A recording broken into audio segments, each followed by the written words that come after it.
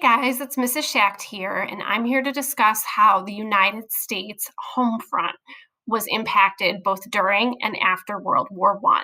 So we define the home front as everybody that's not off fighting the war.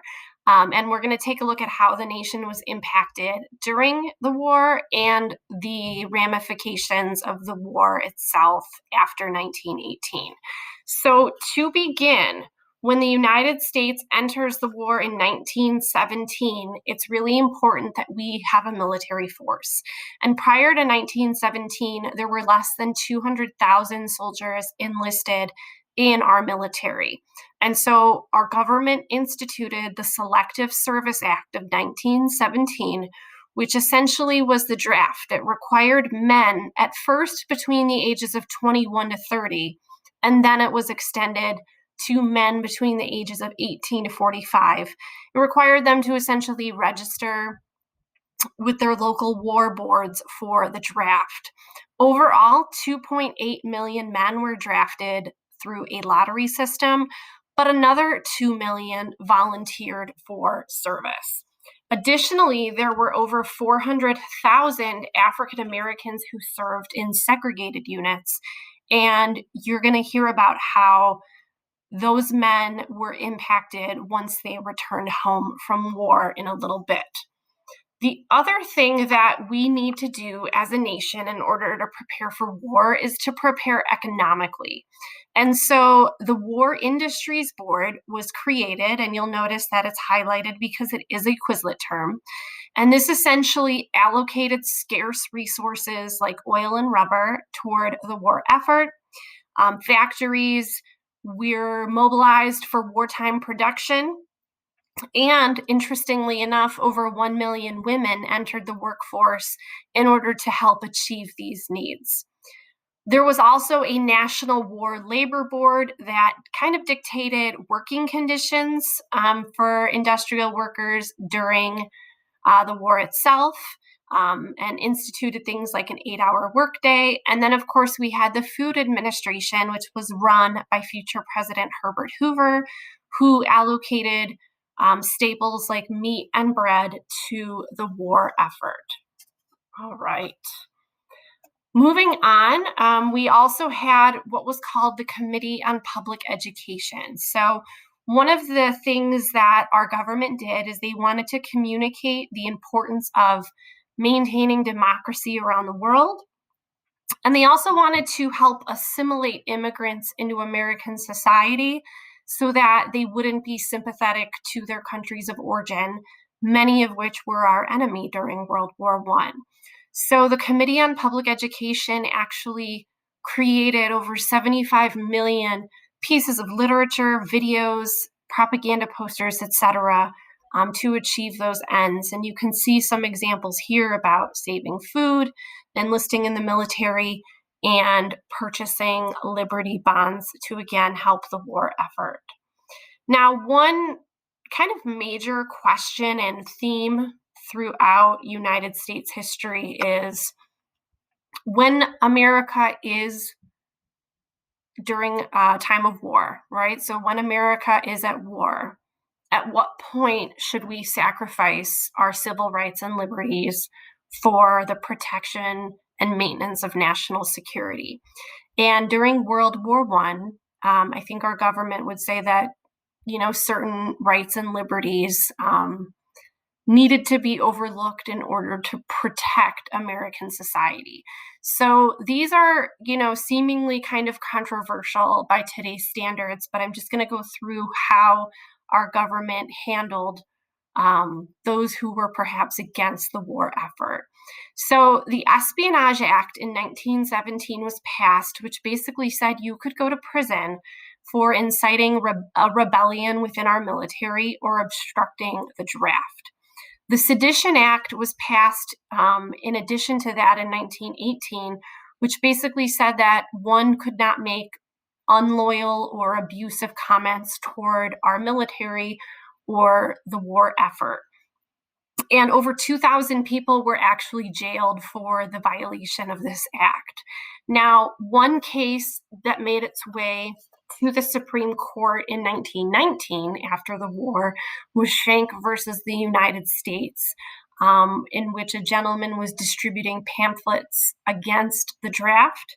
And the case made its way up to the Supreme Court, and the Supreme Court upheld, I should say, the Espionage Act and said it was within the purview of the government to jail this man because we are in a time of war and we are in what is called a clear and present danger, meaning there is a clear and present danger.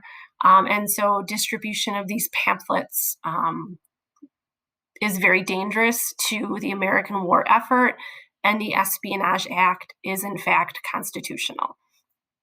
So by the way, that is also in yellow because that is a Quizlet term.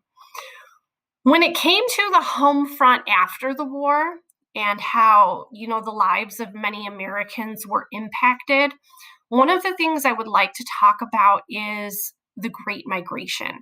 So we're going to hear a little bit more about the Great Migration in the next couple of chapters. But essentially, after those 400,000 African American men came home, although they fought in segregated units, they came home and were met with the same discrimination that existed prior.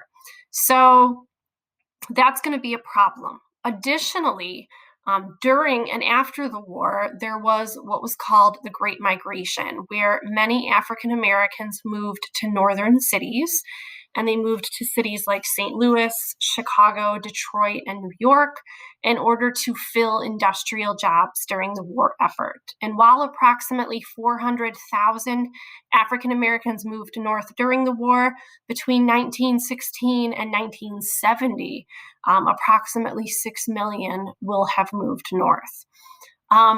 This movement north, African Americans taking industrial jobs during the war effort, and then the return of soldiers home to a society that really hadn't changed, even though they had served our country, led to a lot of racial issues, particularly that took shape in the summer of 1919. There were so many race riots between whites and African Americans and lynchings that took place that it became known as the Red Summer. And one of the most notable events actually took place here in Chicago. Essentially, there was a young African American boy who was swimming in Lake Michigan, and he crossed this invisible line, if you will, over to like a white beach. People on the shore threw rocks at him, and unfortunately, he drowned. So among the African American community, they were very upset over the death of this boy, and multiple fights and riots broke out all over across the city. In total, 38 people were killed and another 350 were injured. Additionally, in 1921, one of the most deadly race riots, and today some would even refer to this as a massacre, took place in Tulsa, Oklahoma. You had seen a resurgence of the Ku Klux Klan in this area, and the neighborhood that was known as Black Wall Street, where many African Americans owned businesses in Tulsa, was completely burned to the ground. Over 1,200 homes were destroyed, and over 300 are believed to have been killed in this race massacre. So racial relations are very much an issue in the late 1910s and early 1920s, and we're going to continue to see that, like I said, in the next couple of chapters. On top of that, we have some political issues, and one of the reasons that the United States entered World War I was that there was a revolution occurring in Russia, and in 1917, Russia left the war, which meant that the United States, one of the many reasons the United States entered was to help out the Allied powers since Russia was out. And so Vladimir Lenin led a communist revolution in Russia.